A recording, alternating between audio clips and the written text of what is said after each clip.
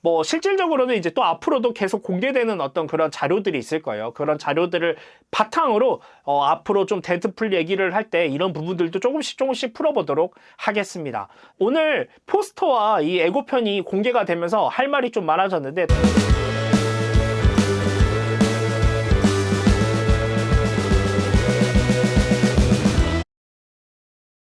여러분 안녕하세요, 반갑습니다. 롤입니다. 오늘은 지난 시간에 이어서 데드풀 세 번째 시간입니다. 오늘 아주 할 얘기가 많을 것 같은데요. 바로 데드풀과 울버린의 새로운 포스터와 새로운 예고편이 공개가 됐습니다. 새로 공개된 포스터와 예고편에 대한 이야기는 본 이야기가 끝나고 나서 다시 해보도록 하겠습니다. 지난 시간에는 데드풀이 호스피스를 탈출하고 끝나지 않은 비극과 용병 생활을 하며 함께했던 빌런들, 그리고 코스튬을 입게 된 이유를 확인할 수 있었습니다. 자신만의 코스튬을 입고 나타난 데드풀이 이제 어떻게 활동을 하는지 알아보려고 하는데요. 바로 그럼 세 번째 이야기 들어가 보도록 하겠습니다. 같이 가볼까요? 가자! 코스튬을 입은 데드풀은 프리랜서로 활동하며 커리어를 쌓기 시작했고 계속해서 다른 인물들을 만나게 됩니다. 데드풀은 위즐이라는 무기 디자이너를 만나게 되는데 나이아가라 폭포에서 그의 목숨을 구하면서였습니다. 위즐은 총, 탄약, 그리고 이국적인 기술을 데드풀에게 제공하는 공급자가 되었죠. 위즐은 또한 데드풀의 텔레포트 장치와 이미지 유도 장치를 이용해 활동을 할 때 쉽게 전 세계를 돌아다닐 수 있게 해줬고 손상된 얼굴을 위장한 상태로 유지하게 도와줬습니다. 데드풀은 샌프란시스코에서 황폐한 타운하우스에 거주지를 마련하고 이름을 데드헛이라고 붙였죠. 그는 텔레포트 장치 덕분에 데드헛에서 이스트코스트나 전 세계로 순식간에 이동할 수 있었습니다. 데드풀은 몇 년 전 자이르 선교부에서 블라인드알을 찾아내서 그녀를 포로로 잡았는데요. 그렇게 블라인드알은 데드헛에서 데드풀에게 강제로 잡혀 살게 됩니다. 그녀는 밖으로 나가는 것이 허락되지 않았고 데드풀의 하녀나 심지어 노예 역할을 할 수밖에 없었죠. 데드풀은 블라인드알을 신체적, 정신적 고문을 반복했고 그녀는 창살이 아니라 두려움에 사로잡혔습니다. 어느 날 블라인드알이 우체부에게 도움을 요청했을 때 데드풀은 그 우체부를 살해하고 그녀가 볼 수 있는 곳에 우체부의 시체를 판자로 막아놨습니다. 2년 동안 감금되고 한 번은 데드풀이 멕시코에서 2주간 임무를 수행하고 있을 때 블라인드알이 도망을 칩니다. 그녀는 샌프란시스코에서 애리조나 텔러해시를 거쳐 메인주의 숲에서 개를 키우는 오랜 친구 토미에게로 향했습니다. 그리고 그녀가 마침내 오두막에 도착했을 때 데드풀은 블라인드알을 기다리고 있었죠. 데드풀이 개들과 그녀의 친구 토미에게 한 일은 블라인드알이 다시는 탈출을 시도하지 못하도록 만들었고 우체부의 시체는 누구도 허가 없이 데드헛에 들어오지 못하도록 상기시켜 주었습니다. 그러나 그중 가장 최악은 블라인드알의 처벌을 위해 만들어진 바로 더 박스였습니다. 더 박스 안에는 부비트랩과 노출될 칼날이 가득 있었고 블라인드알에게 그 어떤 시도도 하지 못하게 만들었습니다. 이 모든 것에도 불구하고 데드풀과 블라인드알은 몇 년이 지나자 안정적으로 정착을 합니다. 블라인드알이 데드풀의 식사를 만들고 빨래를 하고 그의 문제를 듣게 됐고 그녀가 떠나려고 하지 않는 한 데드풀 또한 친절하고 낙관적이었죠. 시간이 지나면서 블라인드알은 재수라기보다는 데드풀에게 친구, 룸메이트, 어머니처럼 행동을 했죠. 그들은 서로 지혜롭게 이야기를 나누고 장난을 주고받는 등의 일을 했습니다. 그럼에도 불구하고 블라인드알은 데드풀의 기분 변화로 인해 다시 더 박스에 자신을 집어넣지 않을까 끊임없이 경계를 했습니다. 데드풀은 또한 시카고의 지역 용병 가게에 자리를 잡으며 그 가게를 헬하우스라고 불렀습니다. 그리고 헬하우스의 소유자이자 용병 일자리의 수석 파견자인 거친 패치와 애증의 관계였죠. 데드풀은 헬하우스에서 최고의 자리에 앉게 되었고 다른 용병들을 압박하며 위협을 합니다. 그러면서도 그는 펜웨이, CF, 그리고 물론 위즐과 같은 몇몇 사람들과 우호적인 관계를 맺었죠. 하지만 데드풀은 티레이라는 용병과는 지속적인 경쟁과 증오심을 가지게 됩니다. 오늘 데드풀 세 번째 이야기였습니다. 여기에 보면 블라인드알이라는 캐릭터와 위즐이라는 캐릭터가 등장을 합니다. 이 두 사람이 굉장히 이제 데드풀에게는 중요한 인물인데 블라인드알은 사실 데드풀에게 가족과 같은 인물입니다.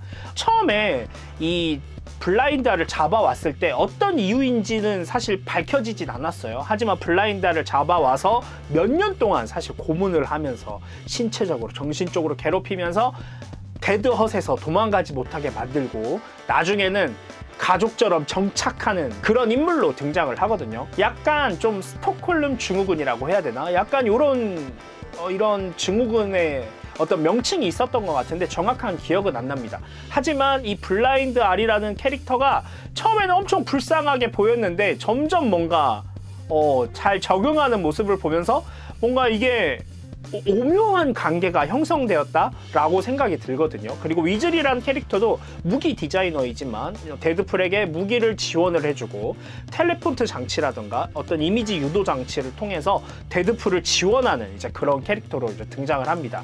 사실 두 캐릭터가 엄청나게 많은 코믹스에서 등장한 건 아니에요. 데드풀에 비하면 아주 조금 등장을 한 거죠.